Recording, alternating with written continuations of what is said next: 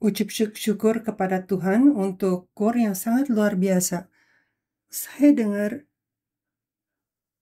ada suaranya kayak orkestra, dan hari ini Samuel main piano pertama kali untuk KOR, dan mari kita ucap syukur kepada Tuhan. Hari ini saya ingin sharing khotbah dengan judul apa yang akan tertinggal di akhir dari hidup saya. Dari ayat pembukaan kita hari ini, ini adalah surat Paulus pada akhir dari hidup dia. Semua orang yang dilahirkan hidup hanya satu nyawa. Kita tidak ada 2 nyawa atau 3 nyawa. Kita hanya ada 1 nyawa. Dan kita harus meninggalkan bumi ini pada akhirnya. Dan kita sebut itu sebagai akhir dari hidup kita. Dan hidup itu tidak begitu panjang. Yakobus 4 ayat 14 beritahu kepada kita, sedang kamu tidak tahu apa yang akan terjadi besok. Apakah arti hidupmu? Hidupmu itu sama seperti uap yang sebentar saja kelihatan lalu lenyap. Nah, uap itu bisa bertahan berapa lama? Habis itu hilang. Dan Yakobus itu membandingkan hidup kita dengan hidup yang pendek dari uap. Ada perkataan, menurut saya, tadi saya pikir ini perkataan Cina, tapi perkataan Korea, tetapi di Cina juga ada. Katanya macan itu kalau mati meninggalkan kulitnya, tetapi orang itu meninggal dan meninggalkan namanya. Jadi binatang kayak sapi atau macan kan meninggalkan daging kita, kulitnya, kita menggunakan setiap bagian dari binatang itu. Kalau macan itu mati, kulitnya kita ambil. Tapi kalau manusia mati, dia meninggalkan nama katanya. Nama itu isinya apa? Dalam nama, isinya adalah apa yang dia telah lakukan dalam hidup dia dan dia itu siapa. Dan kalau kita pikirkan mengenai orang-orang yang telah meninggal, apa yang diingat oleh kita itu jarang sekali berapa banyak dia tinggalkan atau hidup dia berapa bahagianya waktu dia hidup atau orang itu sekaya apa. Tapi kita lebih memikirkan betapa hebatnya hidup dia. Dia mempengaruhi apa aja atau bagaimana kepada manusia dan sejarah manusia di masyarakat, atau apa yang dia sudah capai dalam hidup dia. Banyak orang-orang hebat di dalam sejarah kita yang diingat, yang telah meninggalkan atau mempengaruhi dunia ini. Mereka diingat untuk ciptaan mereka, misalkan sistem mereka. Ada yang meninggalkan juga kemakmuran di negara atau bangsa mereka, hal-hal yang mempengaruhi sejarah atau di dalam kehidupan orang. Contohnya, kalau kita pikirkan orang-orang seperti Thomas Edison, apa yang kita ingat? Kita nggak mikir dia di tabungannya ada berapa banyak uang atau hidup dia seperti apa. Kita lebih memikirkan tentang listrik kan, tentang lampu. Sekarang saya akan uji pengetahuan kamu. Kalau saya sebut nama Tesla, kita pikir apa? Tidak. Ada seorang bernama Nikola Tesla. Dia itu dia adalah saingan Thomas Edison. Dia menciptakan alur listrik yang alternatif, radio, bohlam radio, semuanya berhubungan dengan mekanik, listrik, dan lain-lain. Dan Elon Musk ambil nama itu untuk menamakan mobil dia. Tetapi kita tidak tahu kecuali kita membaca tentangnya. Thomas Edison itu membuat ciptaan dia menjadi bisnis yang besar dan dia menjadi kaya. Kalau Tesla, Nikola Tesla, dia mati sebagai orang miskin meskipun dia telah menciptakan banyak ciptaan. Tapi kita nggak begitu peduli karena kita tidak tahu. Yang kita ingat apa yang tetap tinggal di akhir dari hidup mereka. Apa yang membuat perubahan dalam hidup kita sekarang. Sama halnya dengan Alkitab.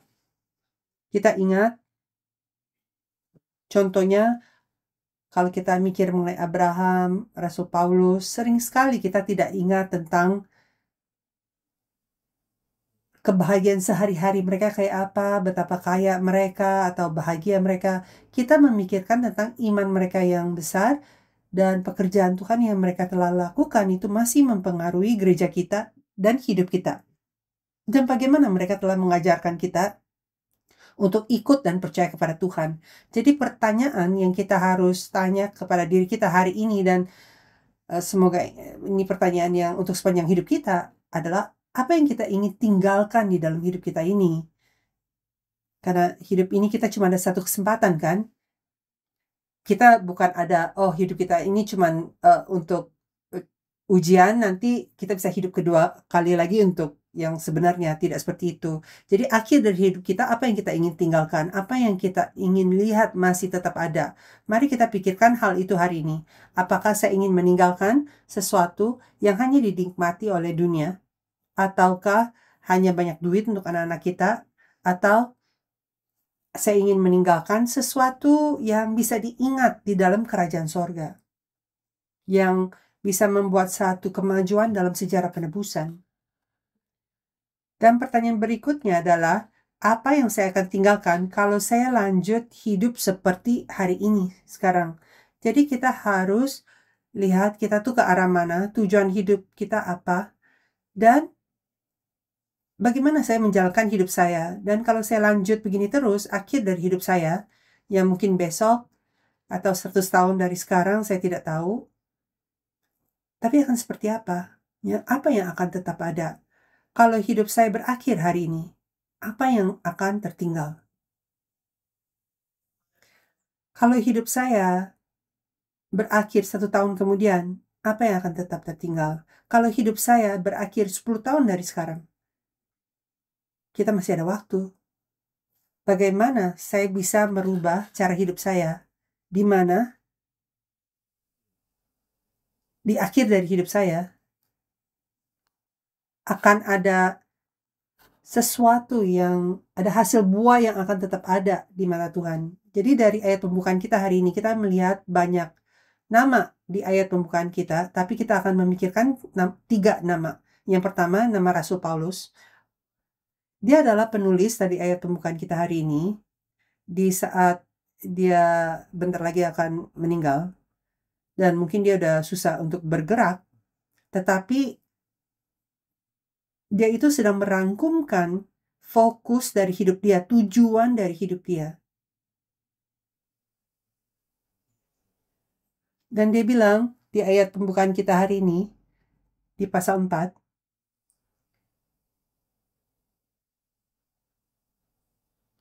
kalau kita lihat di ayat 5, dia bilang, tetapi kuasailah dirimu dan segala hal sabarlah menderita, lakukanlah pekerjaan pemberita Injil dan tunailah tugas pelayananmu. Jadi dia sedang bilang kita harus jalankan tugas kita. Ini mungkin di saat dibilang pelayanan, jangan salah paham, ini bukan dia hanya bicara kepada pendeta atau misionaris. Pelayanan ini adalah pekerjaan Tuhan yang diberikan melalui Yesus Kristus kepada setiap orang yang percaya kepada Yesus. Tugas yang dia telah berikan kepada kita. Dan Rasul Paulus itu seluruh hidupnya, dia sadar bahwa dia akan satu hari, cepat atau lambat, dia akan berdiri di hadapan Tuhan dan dihakimi untuk perbuatan dia yang muncul dari iman dia. Maka dia percaya, kecuali dia memiliki iman, dia tidak mungkin bisa ada perbuatan. Maka kalau dia tidak ada perbuatan, berarti dia tidak memiliki iman. Hidup dia itu sangat luar biasa di mata kita. Dia meninggalkan banyak ajaran-ajaran luar biasa. Lebih dari setengah dari perjanjian baru itu ditulis oleh dia.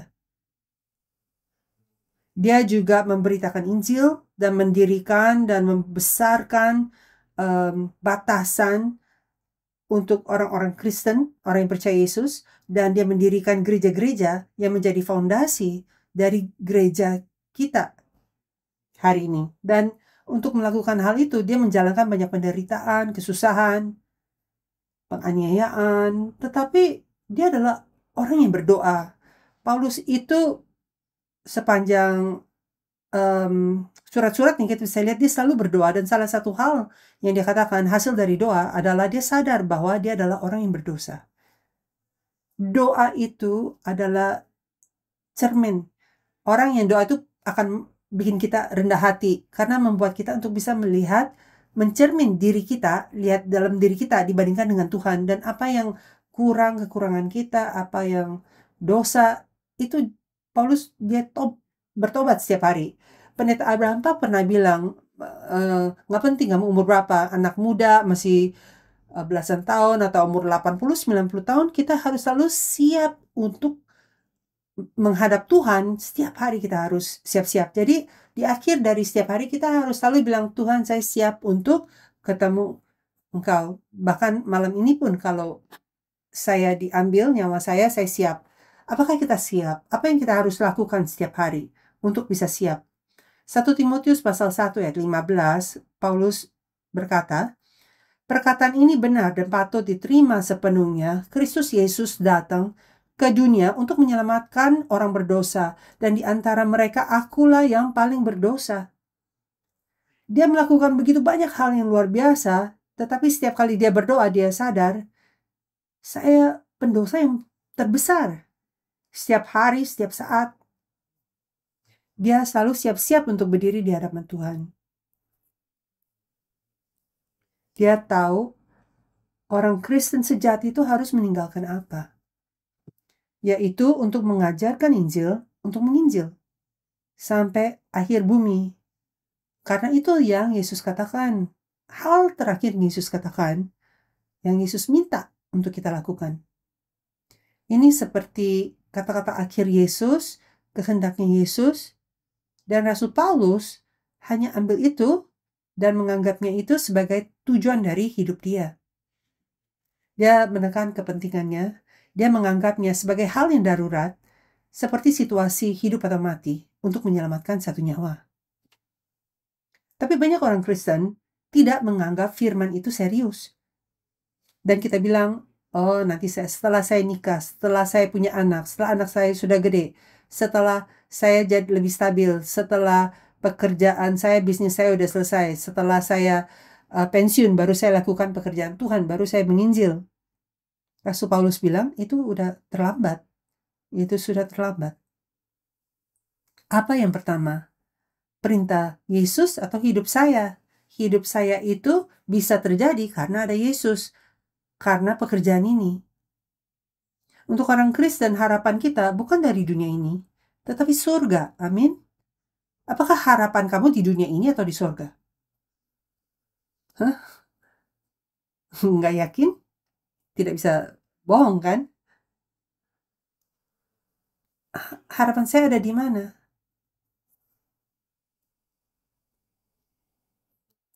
Maka hal-hal yang kita capai, kita harus turunkan kepada generasi yang berikut, atau diingat di kerajaan sorga, atau mempengaruhi progres pekerjaan penebusan Tuhan.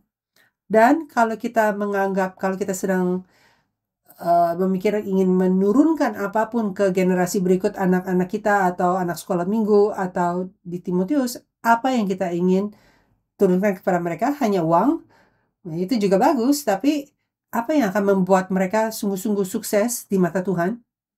Satu-satunya hal, warisan kekal adalah warisan surgawi.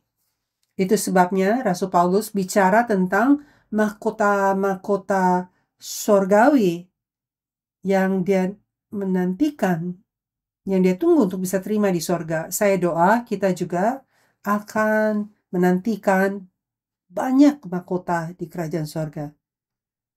Maka dia nasihati kita jalankan kehidupan yang terbangun, yang was-was untuk menginjil. Karena penginjil itu adalah pekerjaan fisik dan rohani. Hidup kita harus penuh dengan roh untuk kita bisa menginjil, untuk bisa melakukannya.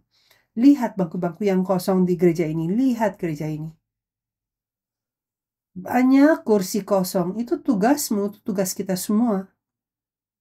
Kita tidak bisa hanya bilang, saya udah puas di gereja, saya puas datang ke gereja setiap hari Minggu atau Rabu.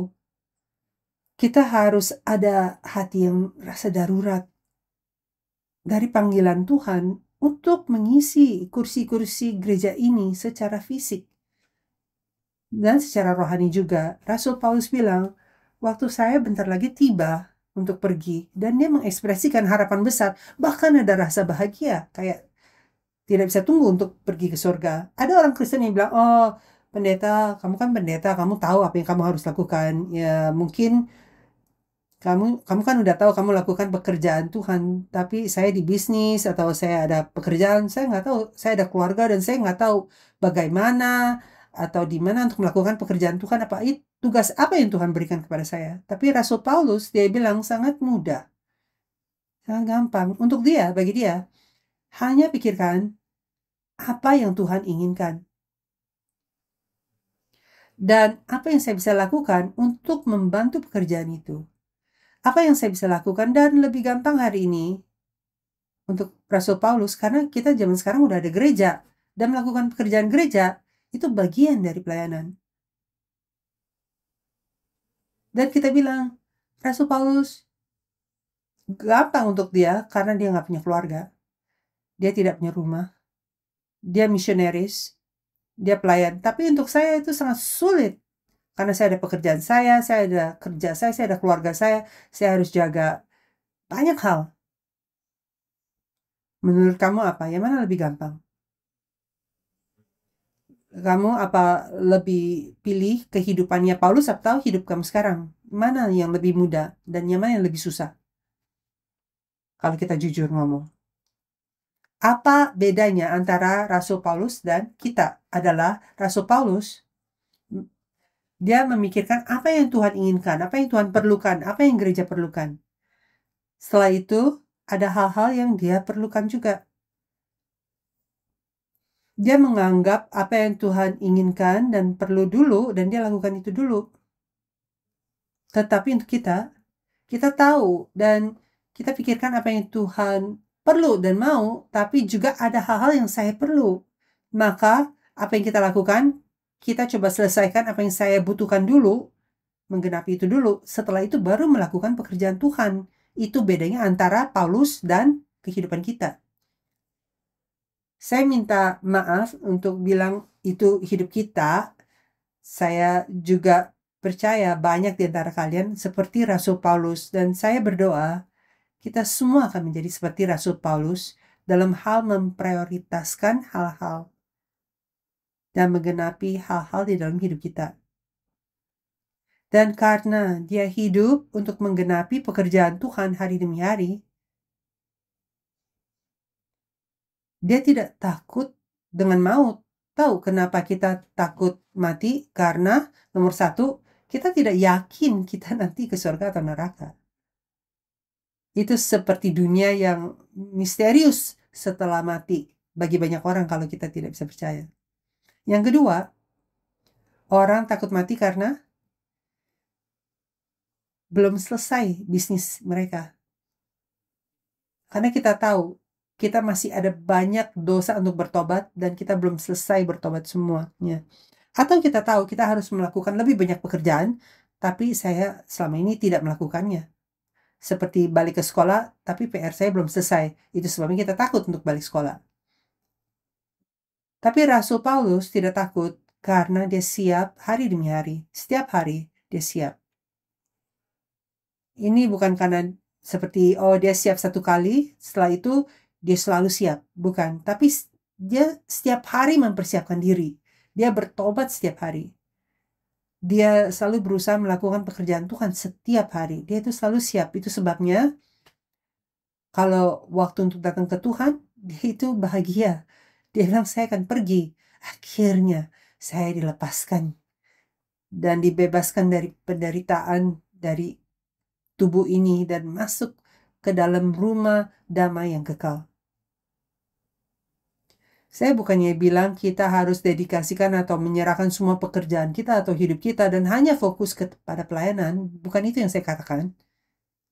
Apa yang kita perlu lakukan sebagai orang Kristen di dalam hidup kita, tempat kerja kita, di saat kita sedang bekerja, melalui pekerjaan itu, melalui keluarga kita, kita harus bisa menemukan Yesus Kristus dan kita harus melakukan pekerjaan Dia.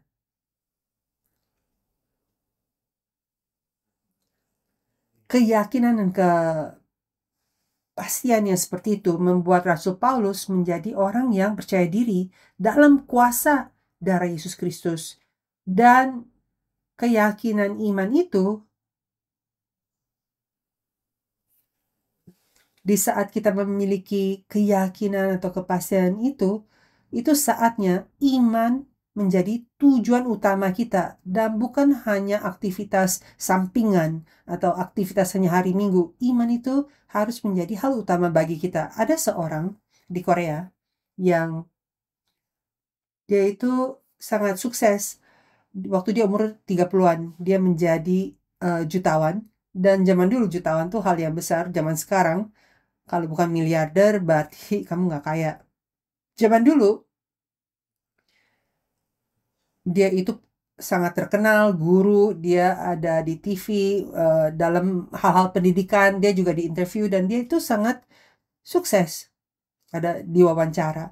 Dan di dalam kesaksian dia katakan, saya pikir menjadi sukses itu saya akan ada lebih banyak waktu dan lebih banyak ruang, lebih banyak waktu untuk melakukan pekerjaan Tuhan. Tapi setelah saya menjadi tambah sukses, keserakan saya menjadi tambah besar, saya menjadi lebih sibuk, luaskan bisnis saya, sekolah-sekolah saya, dan tambah sibuk sampai waktu untuk keluarga berkurang, waktu untuk Tuhan berkurang. Dan seperti dikejar-kejar oleh jadwal dia. Dan dia bilang, hanya satu hari dia bangun dan dia bangkrut. Dia ada miliaran uang, tapi sekarang hutangnya miliaran karena kerakusan dia. Dan karena stres itu, dan dikejar oleh orang yang pinjamin uang,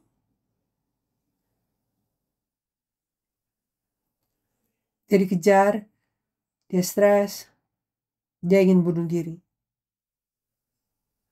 Dan satu hari, tidak lama setelah itu, dia sadar bahwa dia kena kanker. Dan dia bilang, aduh, ironis sekali. Waktu saya dikejar-kejar oleh orang ini, saya ingin bunuh diri. Tetapi setelah saya tahu bahwa saya akan mati karena penyakit kanker, saya malah ingin hidup. Dia telah menghilangkan semuanya. Bisnis dia, uang dia, reputasi dia, dan bahkan kesehatan dia. Dan sekarang dia harus menghadapi maut. Dan itu saatnya dia sadar, waktu saya ada banyak duit, saya dikejar. Waktu saya banyak hutang, saya dikejar. Nggak terlalu besar bedanya waktu saya menghilangkan Tuhan. Dan dia sadar, saya telah habiskan tahun-tahun ini dikejar-kejar dan berusaha mengejar uang. Dan apa yang saya pikir itu adalah bahagia. Tapi dalam proses melakukan itu, saya menghilangkan semua hal yang penting dalam hidup saya. Saya menghilangkan waktu untuk anak atau masa mudaku atau semangat untuk melakukan pekerjaan Tuhan. Kesempatan itu hilang dan sekarang nyawa saya pun akan hilang. Apa yang paling penting bagi saya? Hal yang paling penting. Tapi ya ucap syukur, akhirnya dia bisa mengalahkan kanker. Dia disembuhkan. Dan sekarang dia bilang, saya akan mulai hidup baru. Saya akan mulai dari nol. Tetapi dengan rasa bahagia karena saya menemukan alasan sebenarnya untuk hidup saya. Sebelumnya, saya sukses di mata dunia. Tetapi saya sadar itu akan meninggalkan nol di dunia kalau saya mati. Saya tidak melakukan apapun.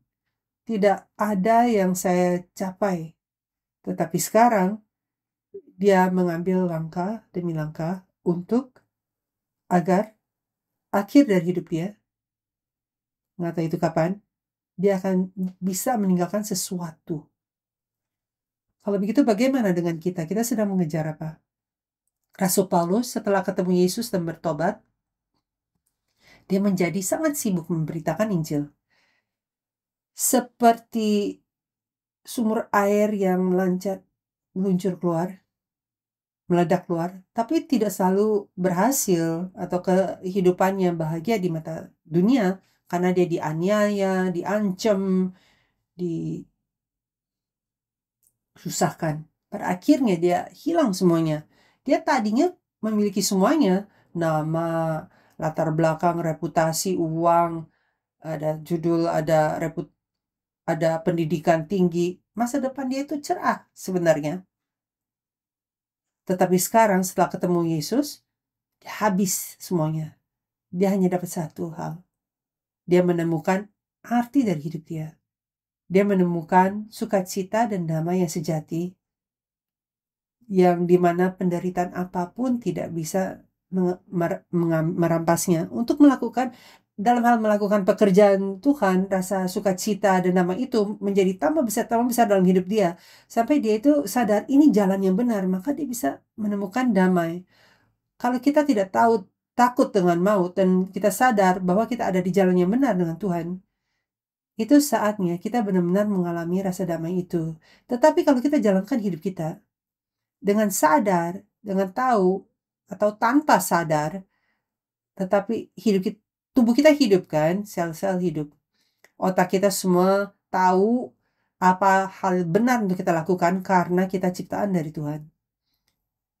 Secara rohani, kita tahu apa jalan yang benar, jalan yang kita harus jalan. Tapi kalau kita tidak jalan yang benar, tubuhnya akan menderita, otak kita akan menderita dan mengeluh. Dan kalau tubuh kita melanggar, maksudnya tidak mau jalan sesuai. Jadi misalkan kita jalan ke kiri, harusnya kita jalan ke kanan. Kita harusnya ngomong A, tapi kita ngomong B, itu kan menipu, bohong. Kalau kita menjalani kehidupan penipuan, kita sedang menipu diri kita sendiri.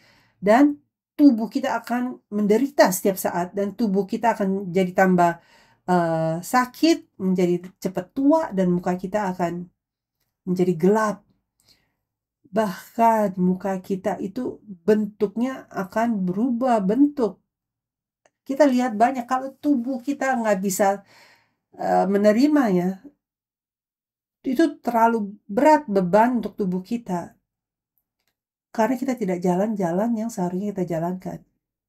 Semoga kita juga menemukan arah yang benar. Semoga kita seperti Rasul Paulus bisa menyerahkan hal-hal kalau harus, agar kita bisa jalan di arah yang benar. Meskipun kita nggak banyak uang, meskipun kita menderita, kalau kita di jalan yang benar, maka roh, jiwa, tubuh kita bisa nafas dan menerima kehidupan itu. Dan kita akan menjadi secara rohani dan secara fisik lebih cantik, lebih penuh energi, dan semoga kita bisa menemukan keyakinan itu dan kepastian itu dalam hidup kita juga. Amin. Sekarang ada 2 orang lagi untuk kita bahas. Orang kedua adalah Demas. Rasul Paulus sebut Demas, dia bilang dia cinta dunia ini sangat besar sampai dia meninggalkan aku.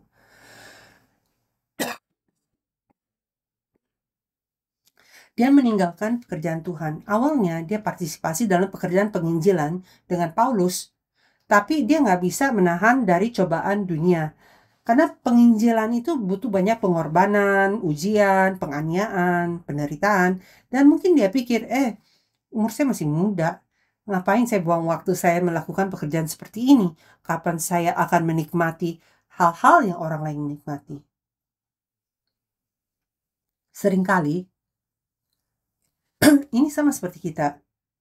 Kita ingin menikmati apa yang kita bisa nikmati baru melakukan pekerjaan Tuhan. Jadi dia kembali. Dia balik. Demas itu menyimbolkan orang-orang yang ingin ke sorga tanpa penderitaan atau komitmen. Mereka akan meninggalkan gereja atau berhenti datang ke gereja kalau hidupnya mulai tidak nyaman atau mulai susah, ada kesusahan. Orang Demas atau seperti Demas itu akan meninggalkan apa kalau mereka meninggalkan pekerjaan kerajaan Tuhan. Yang ketiga Lukas. Lukas itu sebenarnya dokter medis. Kalau dia tetap dalam karir dia, mungkin dia bisa sukses di dunia. Mungkin hidupnya lebih nyaman, diakui oleh orang tanpa banyak penderitaan atau kesusahan. Tapi dia sukarela untuk mendukung Paulus. Dan di ayat pembukaan kita hari ini dikatakan dia itu satu-satunya yang tetap bersama Paulus sampai akhir. Kemanapun Paulus pergi, bahkan bersama Yesus kan, kitab Lukas ditulis oleh Lukas, kitab Kisah Para Rasul juga ditulis oleh dia. Dia itu dokter, tapi dia seperti sejarawan karena detail yang dia tulis mengenai kehidupan Yesus, gereja, dan mengenai kehidupan Paulus. Tanpa Lukas ini, tanpa tulisan Injil dia dan kitab Kisah Para Rasul, ada banyak hal yang mungkin kita tidak akan tahu. Kita pikir pekerjaan besar yang Paulus capai dilakukan bukan kita bilang Paulus yang mencapai banyak pekerjaan, tapi tanpa Lukas, Paulus mungkin tidak bisa mencapai pekerjaan yang luar biasa itu semua. Lukas tahu ini adalah kehidupan yang lebih susah, tetapi dia memilih kehidupan yang seperti ini karena dia melihat kepentingannya. Dia melihat sukacita dan ucapan syukur yang dia bisa menemukan di dalamnya. Rasul Paulus tua dan mungkin bukan orang yang gampang untuk kerjasama. Dia itu keras kepala. Dan karena itu banyak orang meninggalkan Paulus. Bahkan di ayat pembukaan kita hari ini, kita bisa lihat orang-orang yang meninggalkan dia. Tapi Lukas tetap di sana. Bukan karena Paulus, tetapi karena kehendak Tuhan ada di sana. Keduanya, Paulus dan Lukas, adalah orang-orang yang seharusnya sukses di mata dunia. Tetapi mereka serahkan semua kepada Tuhan. Sekarang mari kita pikirkan mengenai hal ini. Apa yang saya bisa bantu atau lakukan untuk pekerjaan Tuhan? Kesimpulan, untuk kita bisa lihat akhir yang berarti bagi kita dan kepada Tuhan, kita harus pertama menjalankan kehidupan dengan firman Tuhan dan doa. Paulus mulanya seperti itu. Mungkin kita tidak tahu, apa yang saya harus lakukan. Ini hal pertama yang kita harus lakukan untuk memiliki ada sesuatu yang kita bisa tinggalkan, sesuatu yang layak di mata Tuhan, yang tetap ada di akhir dari hidup kita. Ada dua macam orang Kristen. Yang pertama, orang yang tidak ada firman dan tidak ada doa. Nggak ada firman, nggak ada doa. Apakah orang-orang itu bisa disebut sebagai orang Kristen? Karena mereka ke gereja. Mereka ke gereja hari Minggu. Tapi mereka tidak begitu peduli untuk belajar firman Tuhan, nggak mau pendalaman Alkitab, tidak baca Alkitab, tidak merenungkan firman, dan mereka tidak sungguh-sungguh berdoa. Mungkin mereka akan doa sekali-sekali kalau lagi makan. Tapi mereka tidak benar-benar ada hubungan pribadi dengan Tuhan. Pembicaraan dengan Tuhan. 1 Timotius pasal 4 ayat 5 mengatakan, sebab semuanya itu dikuduskan oleh firman Allah dan oleh doa. Jadi kita dikuduskan, kita menjadi kudus lewat firman dan doa. Dan hanya orang-orang yang dikuduskan bisa masuk ke dalam kerajaan sorga kan. Kita menyebut diri kita Kristen dan kita merasa puas dan mengatakan, saya kan setiap hari Minggu ke gereja, saya kan datang. Mungkin hari Rabu kadang-kadang. Tapi nggak ada doa, nggak ada firman. Oleh karena itu, sisa hidup mereka, sisa minggu itu, mereka tidak beda dari orang yang bukan Kristen, dari orang lain. Dan cara mereka melihat gereja, cara mereka mengkritik gereja, itu karena mereka lihat semua dari pandangan dunia. Mereka menipu diri mereka sendiri dengan mengatakan diri mereka Kristen. Di saat mereka tidak mau baca firman Tuhan atau belajar Alkitab, dan mereka bahkan tidak doa. Saya doa, tidak ada orang di sini di gereja kita yang seperti itu. Yang kedua, ada orang yang ada firman tapi nggak ada doa. Orang-orang ini, mereka benar-benar suka pengetahuan firman. Mereka dengar khotbah, mereka ikut pendalaman Alkitab, mereka bisa hafal ayat-ayat, bahkan bisa mengajar. Dan saya doa saya tidak menjadi orang seperti itu. Tapi tidak ada doa. Tidak ada hubungan intim dengan Tuhan. Mereka melayani, mereka melakukan ini itu, mereka tahu Alkitab. Dan di saat mereka mengajar atau bicara atau menjalankan hidup, itu karena nggak ada doa, nggak ada kuasa. Roh Kudus tidak bisa bekerja melalui mereka. Hanya menyampaikan pengetahuan saja. Mereka tahu cara bicara, mengajar, mereka tahu ayat-ayatnya, mereka tahu logikanya, tapi kuasa Roh Kudus tidak ada di sana karena tidak ada doa sama dalam hidup mereka. Dan sering sekali, karena orang Kristen yang menyebut dirinya Kristen, mereka tahu Alkitab. Mereka tahu untuk mengajar, menegur orang lain, tapi mereka tidak cukup doa. Maka melalui hidup mereka, banyak orang pandang salah orang Kristen. Yang ketiga, ada orang yang ada doa tapi nggak ada firman. Orang-orang ini, mereka doa. Mereka setiap hari doa, tapi nggak begitu peduli untuk belajar Alkitab. Atau mereka pikir dasar udah cukup, Injil udah cukup, Yesus mati untuk kita dan memberkati kita, itu udah cukup. Dan ini bahaya karena mereka akan berdoa. Mereka akan terima jawaban. Tapi menurut kamu, jawaban-jawaban yang mereka terima melalui doa mereka, dan mereka doakan untuk orang lain juga, menumpangkan tangan, menyembuhkan, bahaya itu. Karena Tuhan memberi jawabannya, jawaban doa itu melalui firman Tuhan. Dan kita juga harus doa atas firman yang kita telah terima. Maka jawaban yang mereka terima mungkin bukan dari Tuhan. Kalau kita tidak memiliki firman Tuhan, kita tidak bisa terima Roh Kudus. Maka roh yang mereka terima mungkin bukan Roh Kudus. Dan itu sangat-sangat bahaya. Sangat-sangat bahaya. Kita harus sadar Roh Kudus Tuhan kita bisa terima hanya melalui firman Tuhan. Tanpa firman, tanpa doa, kita tidak bisa terima Roh Tuhan.